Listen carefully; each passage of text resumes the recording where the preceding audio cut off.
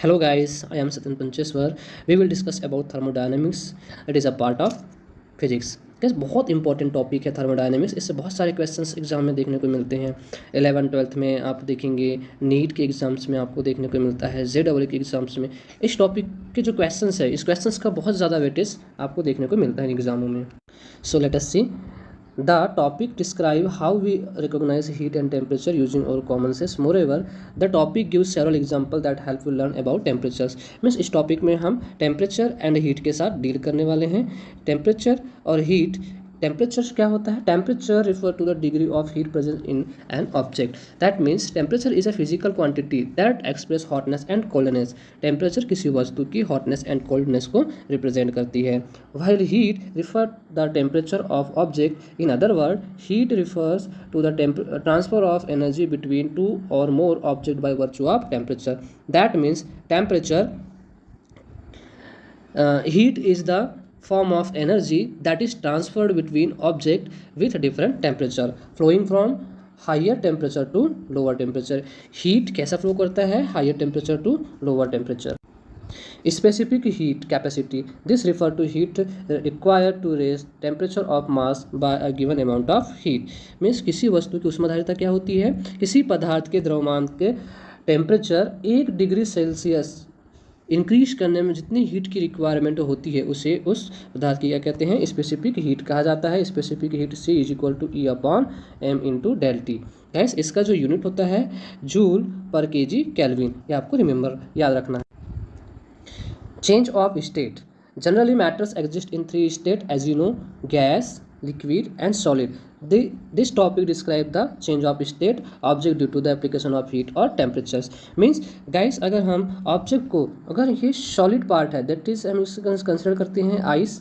Ice आप जानते हैं सॉलिड होता है। इससे अगर हम हीट प्रोवाइड करते हैं तो आइस लिक्विड में चेंज हो जा रहा है। इस प्रोसेस को कहते हैं मेल्टिंग पॉइंट, मेल्टिंग प्रोसेस कहते हैं। नाउ जो लिक्विड है, लिक्विड को अगर हम हीट प्रोवाइड कर रहे हैं तो ये अपनी स्टेट चेंज कर गैसी स्टेट में चेंज हो जाती है। इस प्रोसेस को कहते हैं वेपराइजेशन। एंड सॉलिड पार्ट अगर गैस में डायरेक्टली कन्वर्ट हो जा रही है तो इस प्रोसेस को बोला जाता है sublimation. Thermal expansion. Thermal expansion क्या होता है गाइस?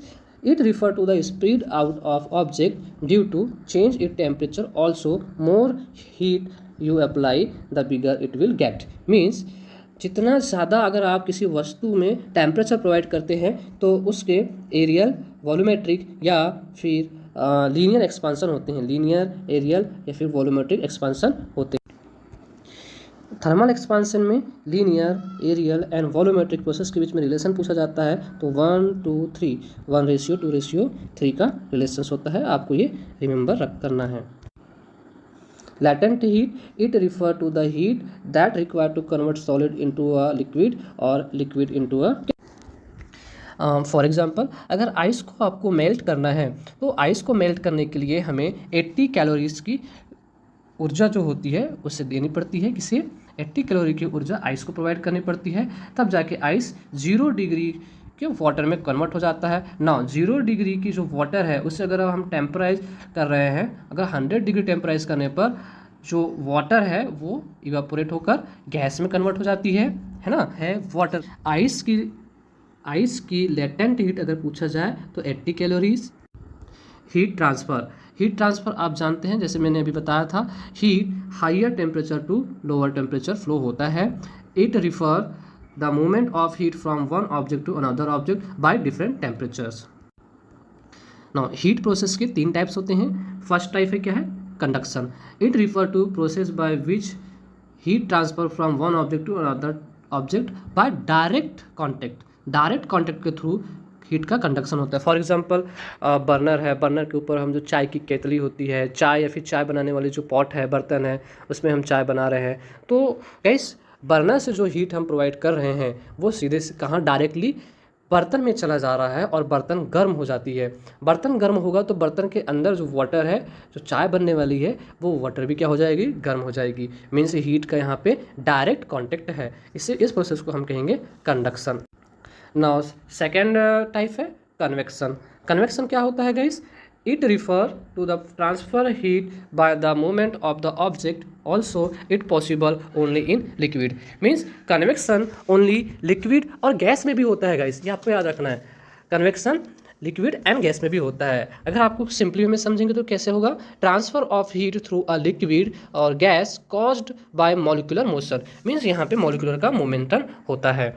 नाउ थर्ड है रेडिएशन. रेडिएशन क्या होता है guys, it refers to the transfer of energy that does not need to any carrier like the sun. Also this energy is absorbed by every living and non living things. अगर इसे हम simple way में समझें तो radiation is the transfer of heat by way of electromagnetic wave. Guys radiation के through ही हम सन के temperature को मेजर करते हैं, और जो सन के टेम्परेचर को मेजर करती है उससे उस इंस्ट्रूमेंट को कहते हैं हम pyrometer. Now greenhouse effect, it refer to the increase in temperature of the surface of the earth due to greenhouse gases. आप जानते हैं ग्रीन हाउस इफेक्ट क्या होता है. अगर पृथ्वी का टेम्परेचर, अर्थ का टेम्परेचर इंक्रीज करने लगे with due to greenhouse gases. अब ग्रीन हाउस गैसेस कौन कौन सी गैस होती है, carbon dioxide, CFC chlorofluorocarbons, methane, CH4 and water vapour. Water vapour भी ग्रीन हाउस गैस होती है.